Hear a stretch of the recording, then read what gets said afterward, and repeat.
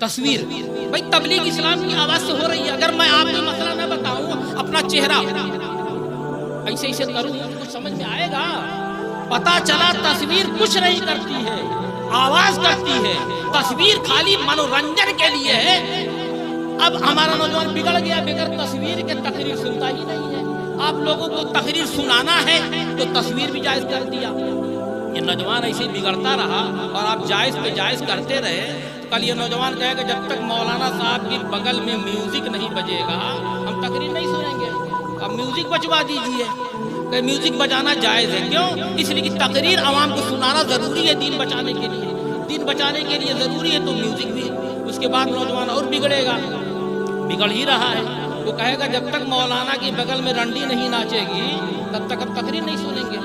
آپ کہیں تقریر سنانا ضروری ہے تو اب مولانا کی بغل میں ایک حضرات بہت نازک دور ہے. میرے آقا کی حدیث ہے, انسان صبح میں مومن رہے گا, شام ہوتے ہوتے کافر ہو جائے گا. شام میں مومن رہے گا, صبح ہوتے ہوتے کافر ہو جائے گا. ایمان سب سے بڑی دولت ہے اور اللہ نے آپ کو وہ دولت عطا فرمائی. اس دولت کی حفاظت کا اہتمام کیجیے. اپنی زبان پہ کنٹرول رکھیے. حالات اتنے فتنہ والے ہو چکے ہیں. آج میں بالخصوص اپنے نوجوان طلبہ سے گزارش کروں گا, بہار شریعت حصہ اول زبانی یاد کر لیجیے. اگر یاد کریں گے انشاءاللہ الرحمن, اس دور میں جو فتنہ تفضیلیت, فتنہ گستاخ طہابہ, الگ الگ فتنے نکل رہے ہیں اہل سنت کے نام میں, کم سے کم اس سے آپ بچے رہیں گے. ہمارے طلبہ کو بہار شریعت نہیں یاد ہے. وہ امامت اور خلافت کا مفہوم ہمارے طلبہ نہیں سمجھ پا رہے ہیں, ہم سے پوچھنے آتے ہیں. افسوس کا مقام ہے. گزارش کروں گا طلبہ سے کم از کم بہار شریعت اپنے اساتذہ سے سمجھ کر حصہ اول زبانی یاد کر لیں. کم از کم آپ دور حاضر میں ان فتنوں کے لیے ایک جواب بنیں گے. عوام سے گزارش ہے زیادہ ادھر ادھر مت پڑیں, آپ خاموش رہ کے جو آج سے 10 سال پہلے تھے اسی پر رہیے. نیا راستہ آپ سوچیں گے چلو وہ تو مولانا صاحب ہے, نوکا رستوا بنائے نا. یاد رکھو پرنکا رستوا کیوں چھوڑ رہے ہو؟ پہلے آپ بھی حرام مانتے تھے, تصویر کو مانتے تھے نہیں مانتے تھے, آج آپ حلال ماننے لگے.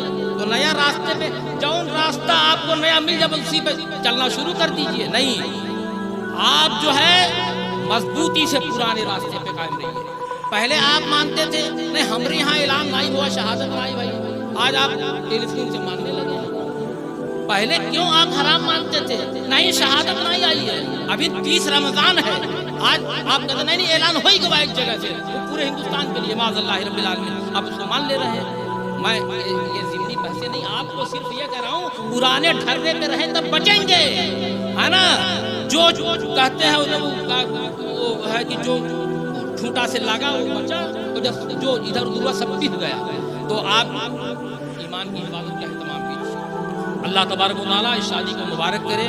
عالم دین کی شادی ہے اور عالم دین کے ساتھ جو ان کی بیویاں رہتی ہیں وہ بھی عالمہ ہو جاتی ہیں. ہمارے اسلاف الحمدللہ اپنی بچیوں کو اپنے طلبہ سے جو نکاح کرتے تھے وہ نہ مال دیکھتے تھے, نہ منال دیکھتے تھے, نہ دنیا کی طاقت دیکھتے تھے. ایک مختصر واقعہ, حضرت سعید بہت بڑے تابعی گزرے ہیں. ان کی بیٹی کے نکاح کے لیے خلیفہ وقت عبد الملک بن مروان نے اپنے بیٹے کے لیے پیغام بھیجوایا اور آپ نے انکار کر دیا.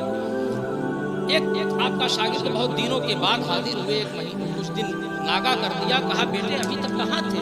کہا حضور میری اہلیہ کا وصال ہو گیا تھا اسی لیے میں آ نہیں پایا درسگاہ میں.